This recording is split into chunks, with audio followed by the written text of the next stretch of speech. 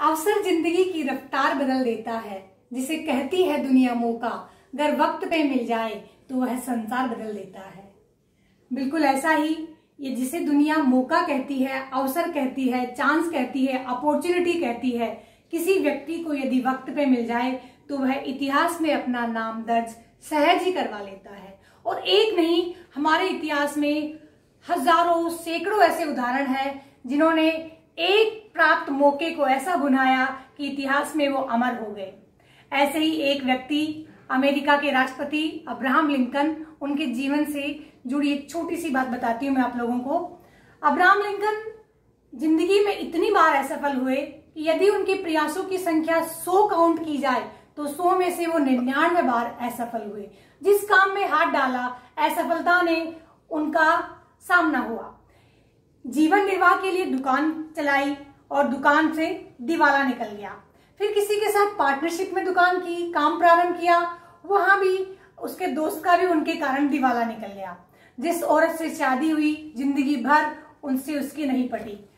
फिर पेट भरने के लिए उन्हें वकालत करी और वकालत के पैसे में बहुत बुरी तरह असफल हुए। लेकिन एक अवसर उन्हें ऐसा प्राप्त हुआ जिसके कारण वो विश्व इतिहास में अमर हो गए। और वो सबसे बड़ी सफलता जीवन भर की उनकी आकांक्षा थी कि गोरे और कालों का भेद मिटाकर एक विशाल राष्ट्र की स्थापना की जाए। बिल्कुल इस अवसर को उन्होंने बुनाया तब जब उन्होंने उस अवसर को प्राप्त किया जिनकी उन्हें बहुत बहुत महत्वाकांक्षा थी। वह था अमेरिका का राष्ट्रपति पद। 4 बार चुनाव लड़ने पर लगातार हारने वाला व्यक्ति अमेरिका का राष्ट्रपति बना।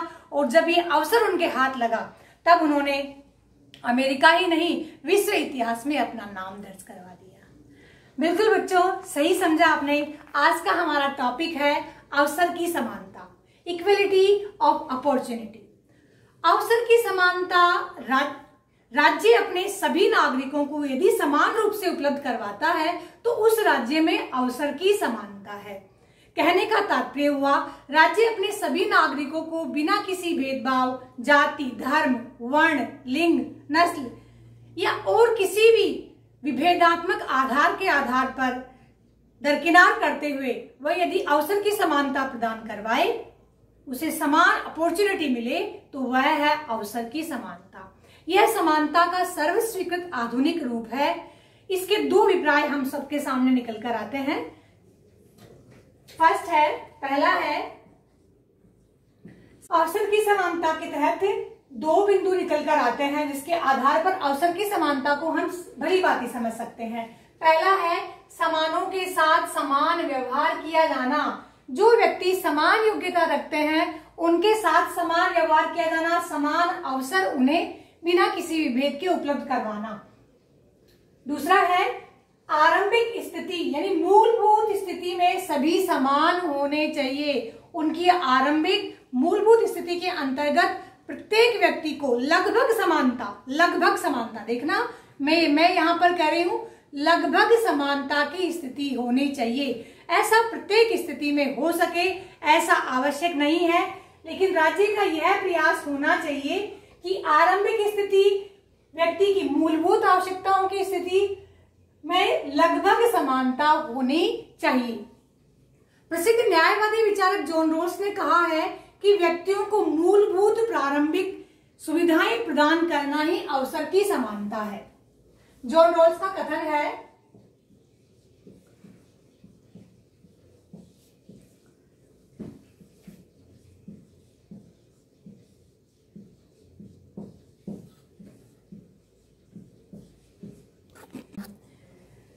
जॉन रॉल्स के कथन में व्यक्तियों को मूलभूत प्रारंभिक वस्तुएं राज्य द्वारा जब प्रदान की जाती है तो यही अवसर की समानता है।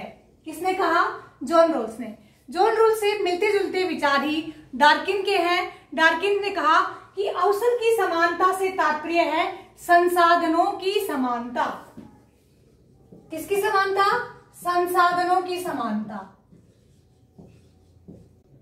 इस प्रकार से यदि इक्वलिटी ऑफ अपॉर्चुनिटी तब स्थिति बनती है जब समानों के साथ समान व्यवहार राज्य के द्वारा किया जाता है और उनकी आरंभिक स्थिति यानी मूलभूत स्थिति, उनकी प्राइमरी चीजें, उनकी प्राथमिक चीजें उन सबको प्राप्त होती हैं। ऐसे बेसिक सोर्सेज उन लोगों को प्राप्त होते हैं राज्य के द्वारा जो उन्हें प्रतिस्पर्धा करने, कंपटीशन में आने के योग्य बनाती है और वही अवसर की समानता को पूर्ण कर पाती है, ऐसी स्थिति ही कंप्लीट कर पाती है। अब भारत में अवसर की समानता को किस रूप में अपनाया गया है कि उसका अध्ययन करते हैं। भारत में अवसर की समानता, भारतीय संविधान के अनुच्छेद 16 में लोक नियोजन के विषय में अवसरों की समानता का उल्लेख किया गया है। इसके अंतर्गत यह प्रावधान किया गया है कि राज्य के अधीन नौकरियों में सभी व्यक्तियों को अवसर की समानता उपलब्ध करवाई जाएगी और राज्य द्वारा उन निश्चित पदों के लिए, निश्चित पोस्टेस के लिए योग्यताएं निर्धारित कर दी जाएंगी। लेकिन यदि समाज का कोई पिछड़ा वर्ग है जिन्हें अलग अलग श्रेणियों में राज्य के द्वारा विभाजित किया गया है, पिछड़ा वर्ग, अनुसूचित जाति, अनुसूचित जनजाति आदि के लिए आरक्षण का प्रावधान किया गया है।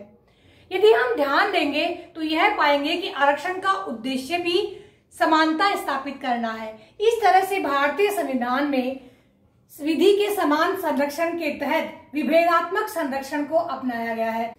संरक्षणात्मक विभेद यानी रिवर्स डिस्क्रिमिनेशन, इसका तात्पर्य है किसी एक वर्ग को या समाज में पिछड़े हुए लोगों को सरकार के द्वारा संरक्षण प्रदान किया जाता है जो सामान्य दृष्टि से देखे तो विभेद प्रतीत होता है, लेकिन यह रिवर्स डिस्क्रिमिनेशन सरकार के द्वारा, गवर्नमेंट के द्वारा इसलिए किया जाता है ताकि समाज के वंचित वर्गों को संरक्षण प्राप्त हो और उनका उत्थान हो सके। वह वंचित वर्ग जो हाशिए पर है वह मुख्य धारा में आ सके। इस प्रकार से अवसर की समानता एक इम्पोर्टेंट प्रश्न बनता है। यह समानता के प्रकारों में से ही एक है, लेकिन मैंने इसे अलग से इसलिए बताया है क्योंकि इस पर बहुत बार इम्पोर्टेंट प्रश्न बनता है। बोर्ड एग्जाम में इसमें बार बार प्रश्न आता है, इसलिए आप लोगों को सबसे पहले अवसर की समानता बताना है। उसके बाद अवसर की समानता भारतीय संविधान में कहाँ पर उल्लेखित की गई है और भारत में अवसर की समानता किस रूप में उल्लेखित की गई है। मार्क्सवादियों के विचार में अवसर की समानता को परिणामों की समानता कहा है, यानी ऐसी परिस्थितियां जो परिणाम पर निर्भर करती है और परिणाम की परिस्थितियां तब होंगी कि उनका मानना है, मार्क्सवादियों का मानना है कि जब पूंजीपतियों की समाप्ति होगी तभी समाज में समानता स्थापित हो सकती है, तभी आर्थिक विषमता समाप्त हो सकती है। अर्थात व्यक्तियों की आर्थिक स्थिति तभी समान हो सकती है जब समाज में पूरी तरीके से पूंजीपति वर्ग समाप्त हो जाए। इस तरह से समानता के इन प्रकारों का अध्ययन करने के पश्चात वोल्जर जो एक समाजवादी विचारक थे, उनका ये वाक्य है, जटिल समानता हमारे सामने आता है कि समानताओं का प्रकारों का अध्ययन करते करते यह निष्कर्ष निकालना हमारे लिए असंभव हो जाता है कि समानता का कौन सा प्रकार महत्वपूर्ण है। संपूर्ण समाज के लिए समान वस्तुएं उपयोगी नहीं होती है। इन मूलभूत वस्तुओं के अनेक मापदंड होते हैं, क्योंकि सभी व्यक्तियों की मूलभूत सुविधाएं भी अलग अलग होती हैं, अतः उनके मापदंड भी अलग अलग होते हैं। इस तरह सारतः हम कह सकते हैं कि समाज के प्रत्येक क्षेत्र में समानता कायम नहीं की जा सकती, फिर भी समाज के विकास के लिए समानता एक अपरिहार्य तत्व है। जैसे जिसकी आवश्यकता हो वह समानता के उस रूप का प्रयोग करें। तो इस तरह से बच्चों हम लोगों ने समानता के रूप यानी समानता के प्रकार अभी पढ़े। आगे का हमारा टॉपिक है स्वतंत्रता और समानता का संबंध। समानता के आंगन में ही स्वतंत्रता पनपती है, यह हम लोगों ने बहुत बार सुना है। और स्वतंत्रता और समानता को कुछ विचारक पूरक मानते हैं, कुछ विरोधी मानते हैं। आइए इसका अध्ययन करते हैं। स्वतंत्रता और समानता दोनों ही अवधारणाएं ऐसी हैं जो व्यक्ति के जीवन को बहुत गहराई से प्रभावित करती हैं। ये ऐसी अवधारणाएं हैं जो किसी राज्य की आदर्श परकता को और अधिक ऊंचाई की ओर या उच्चता की ओर ले जाती है। इन दोनों अवधारणाओं का व्यक्ति के जीवन में बहुत अधिक महत्व है, लेकिन इन दोनों अवधारणाओं के संबंध को लेकर विचारकों में मत भिन्नता है। एक धड़ा विचारकों का यह मानता है कि स्वतंत्रता और समानता परस्पर विरोधी है, तो दूसरा धड़ा यह मानता है कि स्वतंत्रता और समानता परस्पर पूरक है, एक दूसरे पर निर्भर है, एक दूसरे को पूर्णता प्रदान करती हैं। तो हम पहले विचार को पढ़ते हैं। स्वतंत्रता और समानता परस्पर विरोधी हैं। इक्वलिटी एंड लिबर्टी, इनके विचार को, इस विचार को लॉर्ड एक्टन ने बहुत अधिक वेटेज दिया है, बहुत अधिक भार देते हुए कहा है कि समानता के आवेश में स्वतंत्रता नष्ट हो जाती है। इस मत के समर्थकों का मानना है कि व्यवहार में स्वतंत्रता समानता दोनों में से एक ही स्थिति कायम रह सकती है, क्योंकि असमानता प्रकृति में ही विद्यमान है। अयोग्य व्यक्ति को योग्य व्यक्ति के समान समानता या उच्च दर्जा नहीं दिया जा सकता, तो वास्तविक रूप से समानता स्थापित हो ही नहीं सकती। व्यवहार में दोनों में से एक ही स्थिति कायम हो सकती है। दोनों में से किसी एक ही स्थिति को कायम किया सकता है, या तो वहां स्वतंत्रता कायम हो सकती है या फिर वहां समानता कायम हो सकती है। जब भी हम किसी विचारक की डेफिनेशन लिखते हैं तो सबसे पहले उस विचारक का नाम लिखेंगे और विचारक के नाम के बाद उसे अंडरलाइन कर देंगे। अंडरलाइन करने के बाद में या तो विचारक का नाम लिखकर उसके बाद में इन्वर्टेड कॉमा से वह परिभाषा लिखना प्रारंभ कर देंगे, या फिर के मतानुसार या के अनुसार लिख देंगे। फिर जहां के मतानुसार या ऐसा कुछ लिखते हैं तो वहां से जहां ये है के मतानुसार या के विचारानुसार लिखते हैं तो वहां से डेफिनेशन लिखना स्टार्ट करना चाहिए। हमने के मतानुसार नहीं लिखा, केवल लॉर्ड एक्टन लिखा, तो यहीं से हम लोगों ने इन्वर्टेड कोमा स्टार्ट कर दिया। जब भी कोई परिभाषा लिखी जाती है तो किसी विचारक के महत्वपूर्ण विचार होते हैं, और इन्वर्टेड कोमास में लिखी हुई परिभाषा को किसी प्रकार से शाब्दिक रूप से परिवर्तित नहीं किया जाता। कहने का तात्पर्य उसे ज्यों का त्यों लिखा जाता है। तो इस तरह से लॉर्ड एक्टन ने जो परिभाषा दी, हमने उसे ज्यों का त्यों लिखा और उसके बाद में यहाँ पर पूर्ण विराम लगा दिया। इस प्रकार से परिभाषाएं जब भी लिखे अपने प्रश्न को बहुत ही अट्रैक्टिव और वजनदार बनाती है, अपने आंसर को इम्पोर्टेंट बना देती है।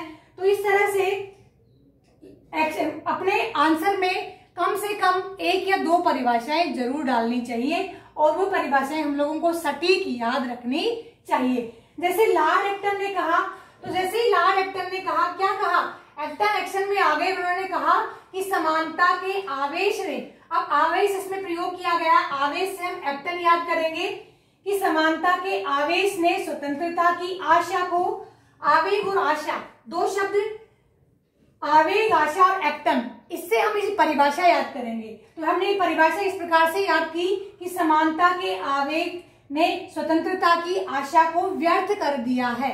और ये किस बात के समर्थक है, ये स्वतंत्रता और समानता को दोनों को परस्पर अगेंस्ट मानते हैं, दोनों को विरोधी मानते हैं। इनका मानना है कि रिलेशनशिप होता ही नहीं है, इक्वलिटी और लिबर्टी में किसी प्रकार का कोई रिलेशनशिप नहीं होता, ये दोनों एक दूसरे के अगेंस्ट होती है।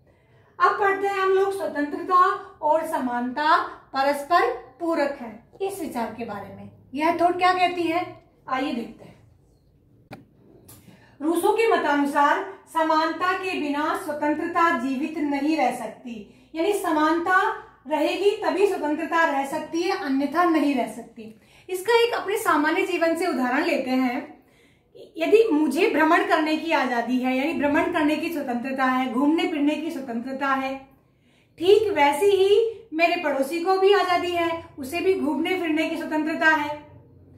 मान लो यह स्वतंत्रता केवल मुझे है, स्वतंत्रता ही है, समानता नहीं है, तो आप बताइए समानता के बिना क्या स्वतंत्रता कायम रह पाएगी? यदि मैं अकेली भ्रमण करने का अधिकार का प्रयोग करती हूं तो क्या समाज में स्वतंत्रता है? नहीं है। यदि मेरे पड़ोसी को ठीक मेरे समान यह अधिकार नहीं मिला हुआ है तो बिना समानता के स्वतंत्रता कहाँ जीवित रह पाती है। रूसो का यह कथन ये इस उदाहरण के माध्यम से भली प्रकार से समझा जा सकता है कि मेरे पड़ोसी को जब स्वतंत्रता प्राप्त है मेरे बराबर, तब वह स्वतंत्रता का उपभोग भी कर रहा है और समानता का उपभोग भी कर रहा है। इस तरह समानता के बिना स्वतंत्रता जीवित नहीं रह सकती। पोलार्ड ने कहा है कि स्वतंत्रता की समस्या का एकमात्र समाधान समानता ही है। यदि हम समानता को सकारात्मक स्वतंत्रता के साथ जोड़ते हैं, फॉर एग्जाम्पल मेरे पड़ोसी को टीवी देखने का अधिकार है, ऐसा ही अधिकार मुझे भी है, यानी हम दोनों को अपने अपने घरों में अपने मनोरंजन करने का, टीवी के माध्यम से अपना मनोरंजन करने का अधिकार है, लेकिन मेरे पड़ोसी के द्वारा उस टीवी का वॉल्यूम इतना किया जाता है कि वह मेरे अधिकार का हस्तक्षेप करता है, मेरे अधिकार में बाधा उत्पन्न करता है। तो इस प्रकार से यह हम दोनों को मिली हुई स्वतंत्रता कहीं ना कहीं बाधित होती है। तो स्वतंत्रता का कैसा रूप चाहिए? सकारात्मक रूप में। सकारात्मक रूप में यदि स्वतंत्रता का प्रयोग किया जाता है तो वह समानता संपूर्ण समाज को गौरवान्वित कर सकती है या एक सूत्र में पिरो सकती है।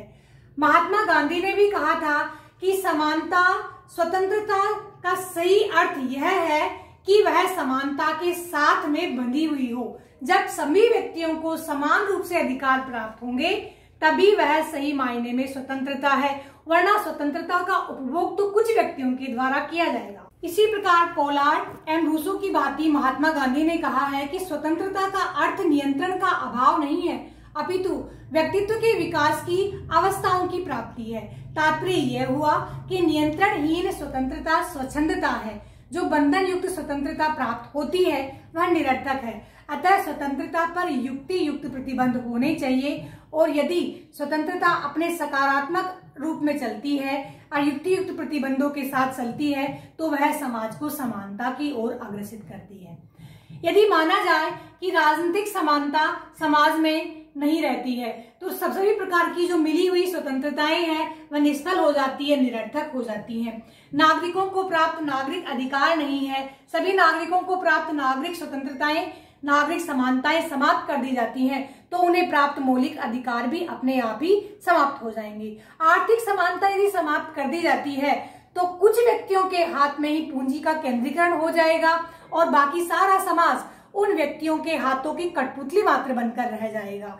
इस तरह से समाज की प्रत्येक समानता, चाहे वह राजनीतिक हो, आर्थिक हो, सामाजिक हो या नागरिक हो, अपना महत्वपूर्ण वजूद रखती है और स्वतंत्रता को वह अवॉइड नहीं करती, स्वतंत्रता की वह अवहेलना नहीं करती, बल्कि वह स्वतंत्रता को अपने साथ लाती है और स्वतंत्रता और समानता एक दूसरे को पूर्ण करती है। हर्बर्ट डीन ने दोनों के संबंध को स्पष्ट करते हुए कहा है कि स्वतंत्रता में समानता निहित है, स्वतंत्रता और समानता में परस्पर कोई द्वंद्व नहीं है और न ही वे एक दूसरे से पृथक है, परंतु इसी प्रकार पोलार्ड एवं रूसो की भांति महात्मा गांधी ने कहा है कि स्वतंत्रता का अर्थ नियंत्रण का अभाव नहीं है, अपितु व्यक्तित्व के विकास की अवस्थाओं की प्राप्ति है।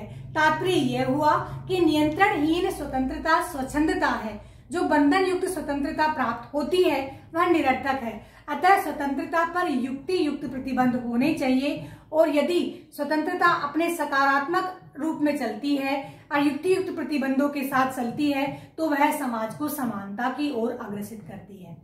यदि माना जाए कि राजनीतिक समानता समाज में नहीं रहती है तो सभी प्रकार की जो मिली हुई स्वतंत्रताएं हैं वह निष्फल हो जाती है, निरर्थक हो जाती हैं। नागरिकों को प्राप्त नागरिक अधिकार नहीं है, सभी नागरिकों को प्राप्त नागरिक स्वतंत्रताएं, नागरिक समानताएं समाप्त कर दी जाती हैं तो उन्हें प्राप्त मौलिक अधिकार भी अपने आप ही समाप्त हो जाएंगे। आर्थिक समानता यदि समाप्त कर दी जाती है तो कुछ व्यक्तियों के हाथ में ही पूंजी का केंद्रीकरण हो जाएगा और बाकी सारा समाज उन व्यक्तियों के हाथों की कठपुतली मात्र बनकर रह जाएगा। इस तरह से समाज की प्रत्येक समानता, चाहे वह राजनीतिक हो, आर्थिक हो, सामाजिक हो या नागरिक हो, अपना महत्वपूर्ण वजूद रखती है और स्वतंत्रता को वह अवॉइड नहीं करती, स्वतंत्रता की वह अवहेलना नहीं करती, बल्कि वह स्वतंत्रता को अपने साथ लाती है और स्वतंत्रता और समानता एक दूसरे को पूर्ण करती है। हर्बर्ट डीन ने दोनों के संबंध को स्पष्ट करते हुए कहा है, स्वतंत्रता एक ही आदर्श के दो तत्व हैं। हर्बर्ट डीन ने बहुत ही सुंदर शब्दों में स्वतंत्रता और समानता के संबंध को स्पष्ट किया है।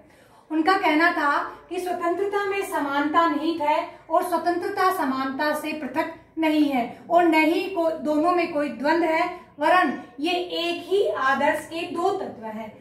कहने का तात्पर्य हुआ, किसी समाज को यदि आदर्शात्मक समाज बनना है, किसी राज्य को यदि आदर्शात्मक राज्य बनना है तो इन दोनों ही तत्वों को अपनाना होगा। होगा। और भारत देश के संविधान में स्वतंत्रता और समानता दोनों को बहुत ही सकारात्मक अर्थ के साथ अपनाया गया है।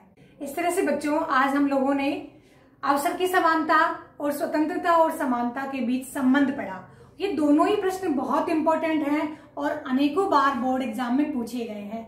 इसलिए आप लोगों को प्रश्न बनाना है, अवसर की समानता स्पष्ट कीजिए, अवसर की समानता से आप क्या समझते हैं, या भारत में अवसर की समानता किस रूप में अपनाई गई है। ऐसा प्रश्न बनाकर जो मैटर आप लोगों को यहाँ दिया है उसे नोट्स के रूप में तैयार कीजिए और एक अपना बहुत ही अच्छे सा आंसर तैयार कीजिए। दूसरा प्रश्न बनता है कि स्वतंत्रता और समानता में क्या संबंध है, क्या दोनों परस्पर पूरक हैं या स्वतंत्रता और समानता विरोधी है, स्वतंत्रता के बिना समानता की संकल्पना अधूरी है, स्पष्ट कीजिए, तर्क दीजिए। इस प्रकार का भी एक बहुत ही महत्वपूर्ण प्रश्न बनता है। तो उसका मैटर भी आप लोगों को यहाँ पर दिया है। आप अच्छे से वीडियो को देखिए। कंप्लीट वीडियो देखने के बाद में अपना नोट्स का मैटर तैयार करें और अपना क्वेश्चन बहुत ही स्ट्रांगली रखें। जल्दी हम एक नए वीडियो के साथ फिर मिलते हैं। तब तक के लिए जय हिंद, जय भारत।